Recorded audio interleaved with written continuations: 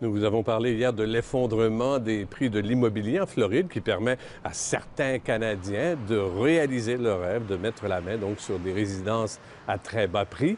Rien qu'en 2010, les Canadiens ont investi 2,1 milliards de dollars dans l'immobilier, rien qu'en Floride.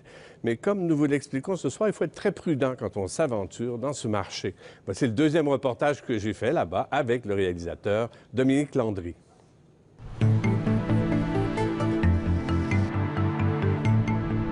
Les aubaines en immobilier sont nombreuses en Floride, mais le rêve peut facilement tourner au cauchemar dans le dédale des règlements et procédures. Mon petit rêve, là, qu'est-ce qui est en train d'arriver, là? Les vraies bonnes affaires sont des reprises bancaires. Il faut souvent surnager dans un océan de paperasse avant d'arriver à les acheter. Joanne Gauthier y a goûté en achetant son appartement. Ici, le petit coin. Oui. Alors, Ce genre d'achat ne se conclut pas en une semaine. Il faut y mettre le temps, rester sur place pour suivre chaque étape des procédures. C'est ce qu'ont fait Joanne et son mari pour acheter et rénover ce condo. Une longue bataille épuisante. D'abord, il faut se lancer à la recherche de titres de propriété, un vrai casse-tête. Les anciens propriétaires ont souvent refinancé leur appartement pour tenter de le payer avant de se résigner à l'abandonner. Le nouvel acheteur peut mettre des mois à retrouver tous les créanciers. S'il ne le fait pas, la vente risque d'être annulée. il y avait des dossiers qui étaient dans le Missouri, il y en avait qui étaient dans le Tennessee. Et quand ça semble fini, souvent ce ne l'est pas. Une fois signé le contrat d'achat, Joanne Gauthier a vu la banque demander de plus en plus d'argent. Même s'il y a une offre d'accepter, ils appellent ça pending. Ils continuent à l'afficher et il y a des offres et il y avait des offres de plus élevées. Le jour où vous avez signé, tout de suite, vous avez perdu 50, 60 000 facile.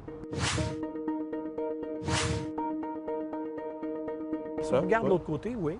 Ça, Claude Bélanger a été un pris des dans la mêmes tornade modèles. immobilière de 2008 qui a frappé la Floride comme tout le reste des États-Unis. Alors, est-ce qu'il y a des Québécois là-dedans?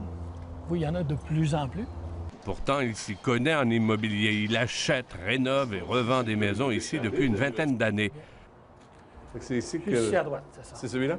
C'est ça. Personne n'est à l'abri des mauvaises surprises. Ah oui, là, il y a du travail à faire.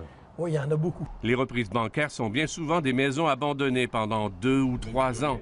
Des rénovations s'imposent donc, mais pas question de rebâtir comme on veut. Tu achètes un condo puis tu veux démolir ta cuisine dans le fin de semaine, tu enlèves les armoires. Ça marche pas, là. C'est là que tu es dans le trou. Les règles ici sont très sévères, les inspecteurs particulièrement tatillons. C'est comme passer sans lumière rouge, hein? Tu te fais pas prendre de correct, mais quand tu te fais prendre, c'est pas drôle. Mais en plus, ici, le travail au noir, on ne prend pas ça à la légère. Gare à ceux qui se font prendre.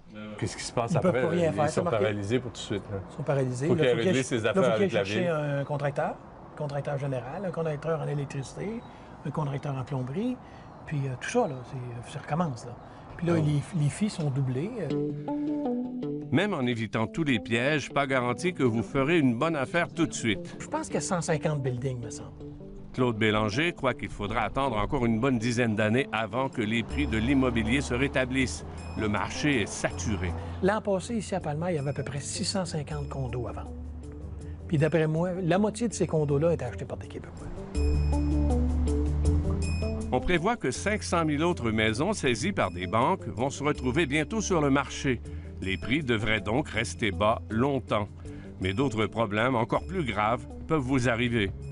La demoiselle qui arrive avec son pimp, si vous voulez, et ça rentre dans la maison, et là j'entends « I'm gonna kill you ».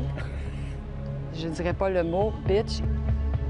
En Floride, comme ailleurs aux États-Unis, la criminalité est plus élevée qu'au Canada, un problème exacerbé par la crise financière. Joanne, elle, a eu la mauvaise surprise d'entendre des gens se menacer de mort chez son voisin. Le voisin en question faisait de son appartement une base pour le trafic de drogue et la prostitution. Elle a mis des mois avant d'arriver à le faire partir. C'est beau, hein? L'histoire finit bien malgré tout. 2 ans plus tard, Joanne et son mari peuvent enfin jouir d'un pied-à-terre à 5 minutes de la plage, des pistes cyclables et des tennis. Si on respecte toutes les règles, si on prend bien son temps pour choisir sa propriété de rêve et si on est chanceux, on peut faire une bonne affaire.